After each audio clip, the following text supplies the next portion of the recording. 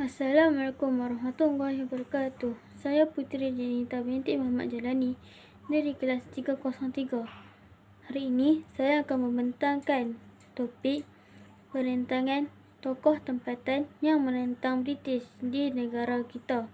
Tokoh tempatan yang saya pilih ialah Datuk Bahaman Pembesar Unggul Pahang.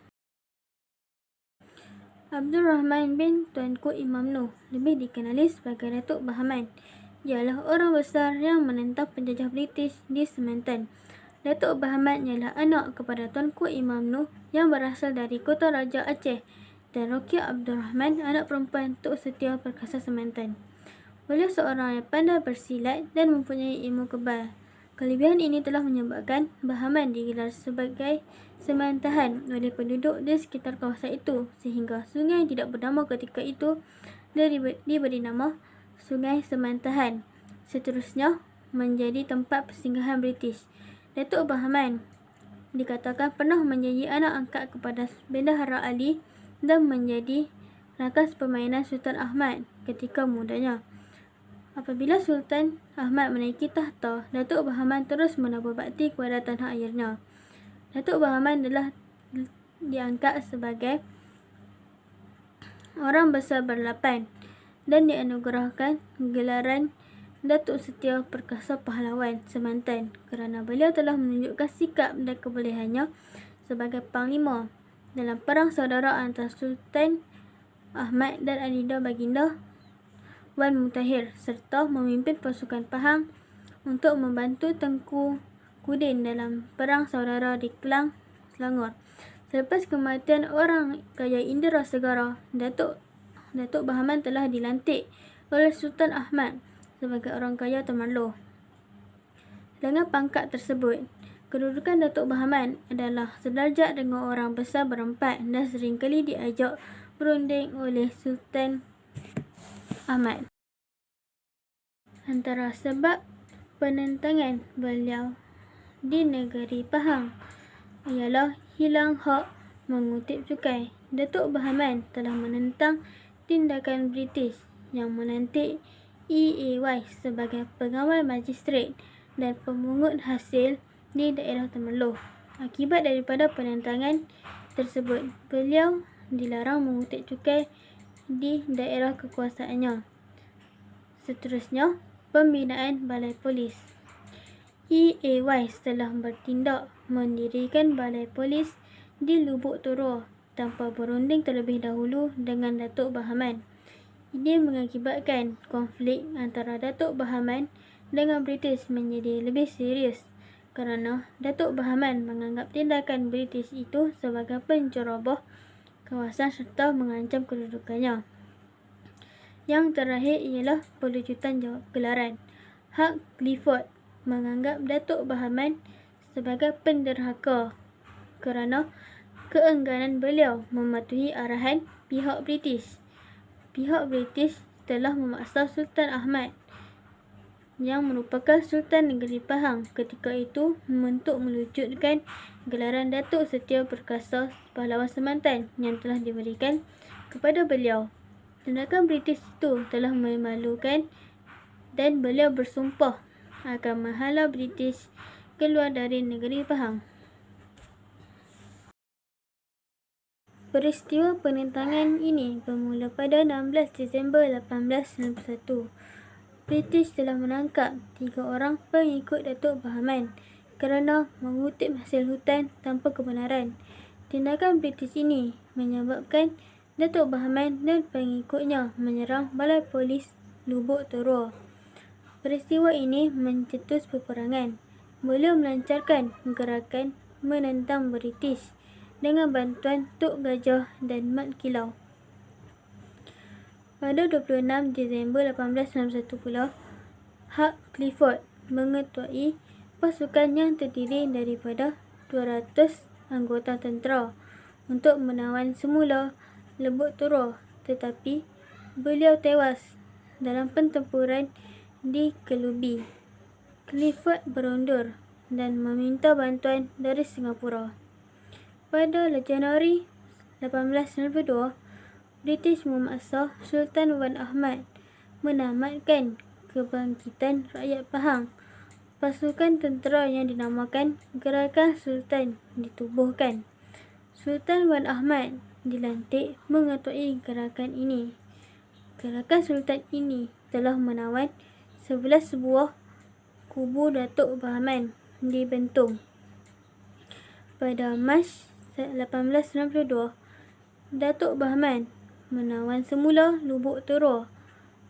Perjuangan Datuk Bahaman menjadi lebih hebat kerana mendapat sokongan Tok Gajah dan anaknya Mat Gilau. Pada 8 Mei 1892, British sekali lagi menyerang Lubuk Teror.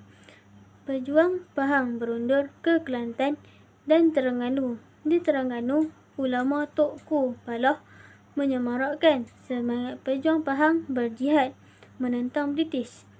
Pada 14 Jun 1894, Datuk Bahaman dan 100 orang pengikutnya telah menawan Kuala Tembeling dan Jeram Ampai.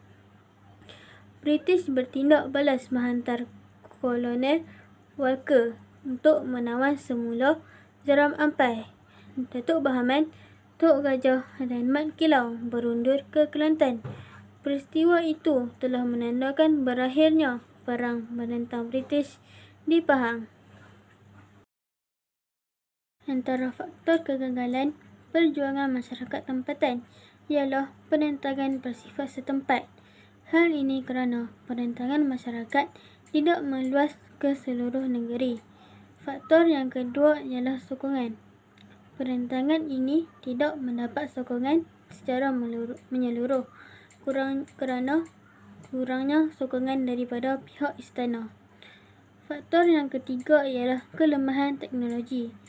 Hal ini kerana senjata barat lebih canggih berbanding dengan senjata yang digunakan oleh masyarakat tempatan. Seterusnya, kelemahan strategi. British menggunakan pelbagai strategi untuk mengatasi kebangkitan masyarakat tempatan seperti kekuatan tentera, senjata moden, memecah belahkan pakatan, menggunakan istana dan tipu daya. Selain itu, British berpakat dengan Belanda. Kedua-dua pihak bekerjasama untuk memadamkan kebangkitan masyarakat tempatan. Yang terakhir ialah faktor istana. British menggunakan istana untuk memadamkan kebangkitan masyarakat tempatan. Antara usaha yang dapat dilakukan ialah menghimpunkan bukti-bukti jasa mereka. Hal ini penting agar masyarakat tahu bahawa tanpa jasa pahlawan negara, negara kita masih berada di takuk lama. Selain itu, bangunan dan jalan utama negara bolehlah dinamakan dengan nama mereka. Hal ini membuktikan bahawa kerajaan mahu warga negara mengapresiasi bakti mereka kepada nusa. Pelancong asing juga dapat mengenali negarawan. Akhir sekali, menceritakan kisah pahlawan tempatan kepada generasi yang akan datang. Dengan ini, mereka akan sentiasa mengingati dan menghargai jasa pahlawan negara apabila mengetahui kesukaran para pejuang negara untuk mencapai kemerdekaan negara. Antara kesimpulan yang dapat dibuat melalui tugasan ini ialah semangat juang yang tinggi dan tegal merupakan contoh nilai terbaik ditunjukkan oleh para pejuang yang bangkit menentang kuasa barat. Sikap keberanian yang tidak gentar dengan musuh merupakan kemuncak semangat yang ditunjukkan oleh para pejuang terdahulu. Kita hendaklah mempunyai jati diri ampuh dan tidak tunduk kepada tekanan pihak musuh dalam sesuatu pekerjaan. Kita hendaklah berani mempertahankan maruah diri dan keluarga daripada dicalarkan oleh pihak lain. Kita hendaklah sentiasa bersedia tampil di baris hadapan dalam mendepani serangan musuh-musuh negara. Saya berharap melalui pelaporan ini, orang ramai dapat menghargai jasa pahlawan tempatan kerana Tanpa mereka, negara kita tidak akan merdeka. Saya juga berharap masyarakat awam dapat mempertahankan kemerdekaan ini selamanya, kerana tanpa kemerdekaan ini, kita mungkin akan ditindas selamanya. Saya berharap generasi pada masa hadapan tidak mudah menyerah dalam apapun keadaan dan bencana pada masa akan datang. Sekian daripada saya. Terima kasih. Assalamualaikum warahmatullahi wabarakatuh.